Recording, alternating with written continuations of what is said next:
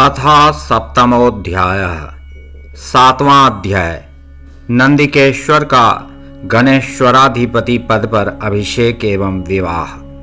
नंदीश्वर बोले, हे मुने, मैं उस वन में जाकर निर्जन स्थल में आसन लगाकर धीरता पूर्वक कठोर तप करने लगा, जो मुनि जनों के लिए भी असाध्य है।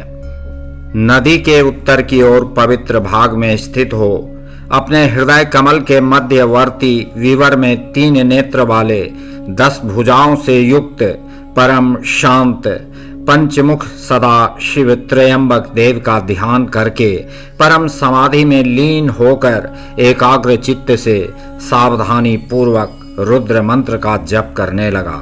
मुझको उस जप में स्थित देखकर चंद्रकला धारण करने वाले पार्वती सहित परमेश्वर महादेव ने मुझ पर प्रसन्न होकर कहा।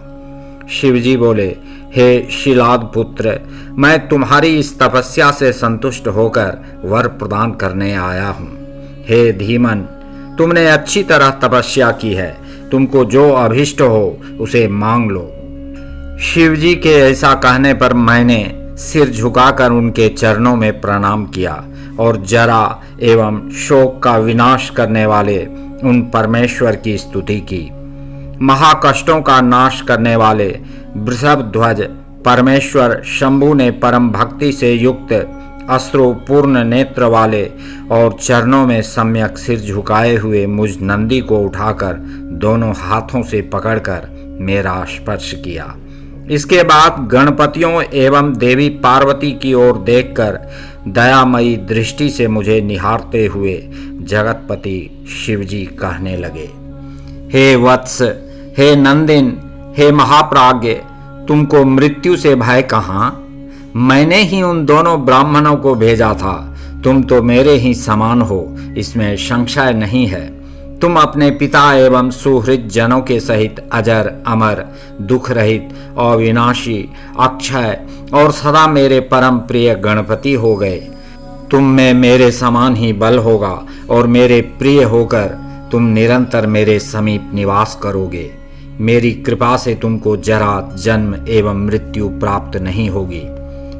नंदीश्वर बोले, हे सनत कुमार, इस प्रकार कहकर कृपा निधि शिव ने कमल की बनी हुई अपनी शिरोमाला को उतारकर मेरे कंठ में शीघ्रता से पहना दिया। हे विप्र, उस पवित्र माला के गले में पड़ते ही मैं 3 नेत्र एवं 10 भुजाओं से युक्त होकर दूसरे शिव के समान हो गया। तदनंतर परमेश्वर ने मुझे अपने हाथ से पकड़कर कहा, हे वत्स, बताओ मैं तुमको कौन सा श्रेष्ठ वर प्रदान करूं? तत्पश्चात वृषभ ध्वज ने अपनी जटा में स्थित हार के समान निर्मल जल को लेकर तुम यहीं पर नदी हो जाओ ऐसा कहा और उसे छिड़क दिया। उससे स्वच्छ जल वाली महावेग से युक्त दिव्य स्वरूपा सुंदरी एवं कल्याणकारिणी 5 नदियां उत्पन्न हुई।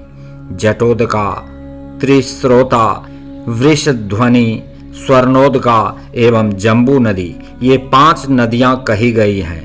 हे मुने, यह पंचनद नामक शिव का शुभ पृष्ठ देश परम पवित्र है, जो जपेश्वर के समीप विद्यमान है।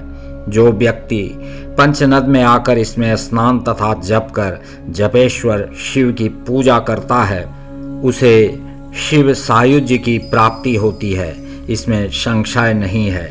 इसके बाद शिवजी ने पार्वती जी से कहा, मैं नंदी को अभिषिक्त करना चाहता हूँ और इसे गणेश्वर बनाना चाहता हूँ। हे अव्यये, इसमें तुम्हारी क्या सम्मति है?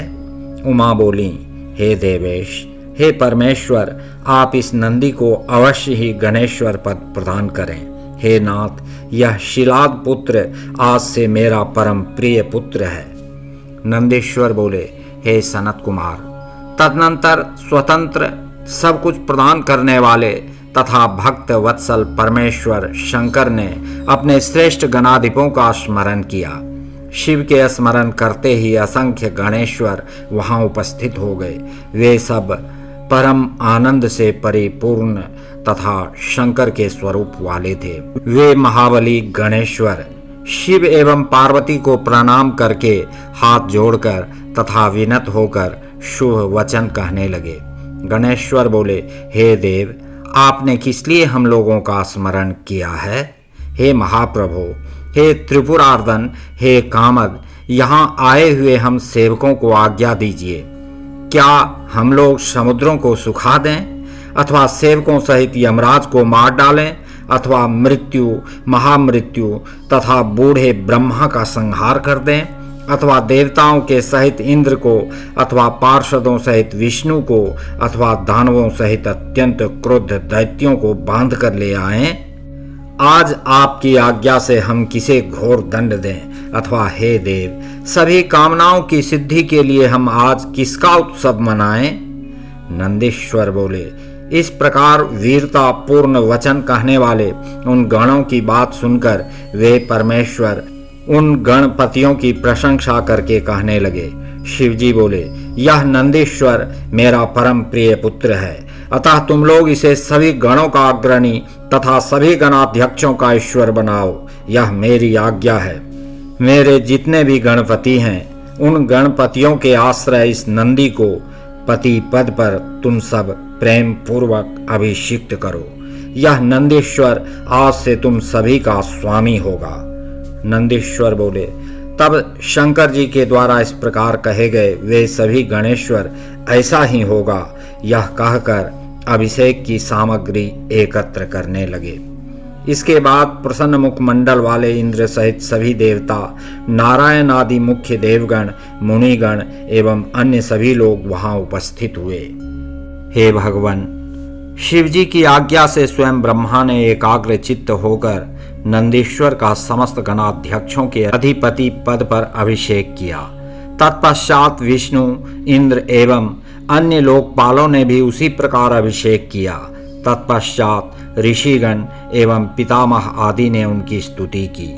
उन सभी के स्तुति कर लेने के अनंतर संपूर्ण जगत के स्वामी विष्णु ने सिर पर अंजलि बांधकर एकाग्र चित्त हो उनकी स्तुति की और हाथ जोड़कर प्रणाम करके उनका जयकार किया।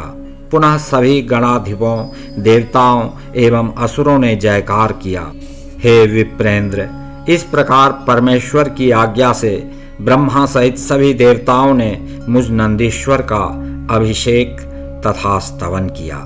ब्रह्मा, विष्णु आदि देवताओं ने शिवजी की आज्ञा से बड़े उत्सव के साथ प्रेम पूर्वक मेरा विवाह भी संपन्न किया।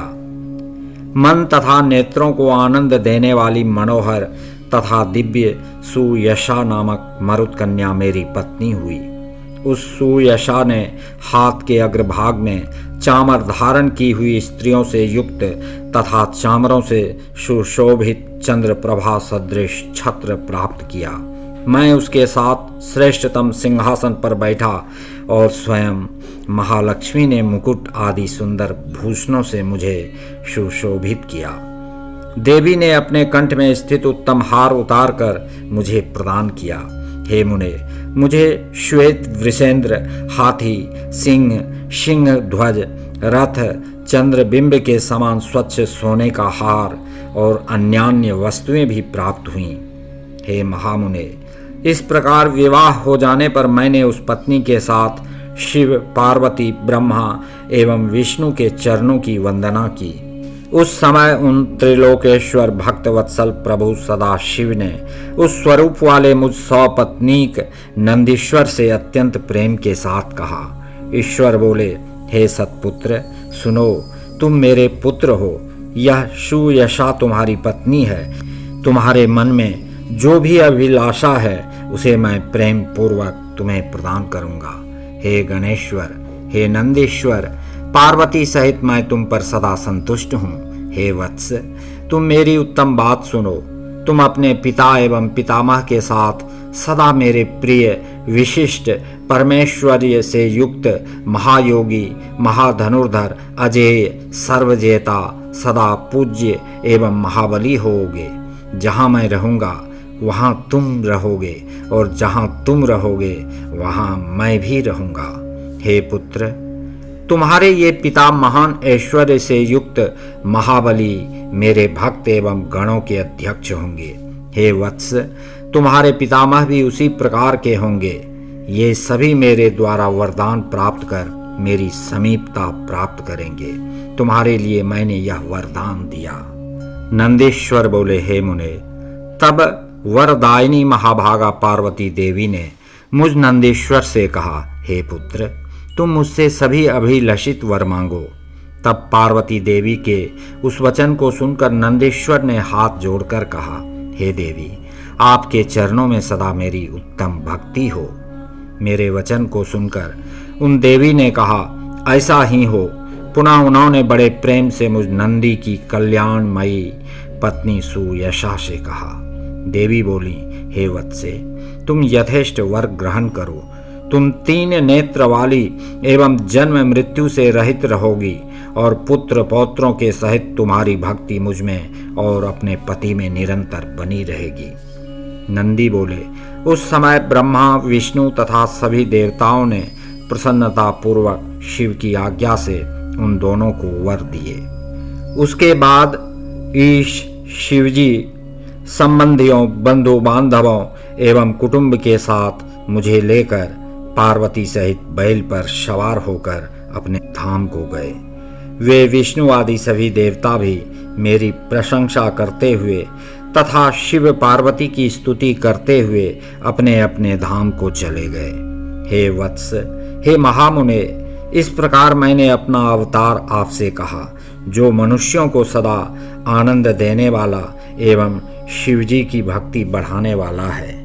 जो व्यक्ति श्रद्धा तथा भक्ति से युक्त होकर मुझ नंदी के इस जन्म, वरदान, अभिषेक तथा विवाह के प्रसंग को सुनता है अथवा सुनाता है अथवा भक्ति पूर्वक पढ़ता है या पढ़ाता है, वह इस लोक में सभी सुखों को भोग कर परलोक में मोक्ष प्राप्त कर लेता है।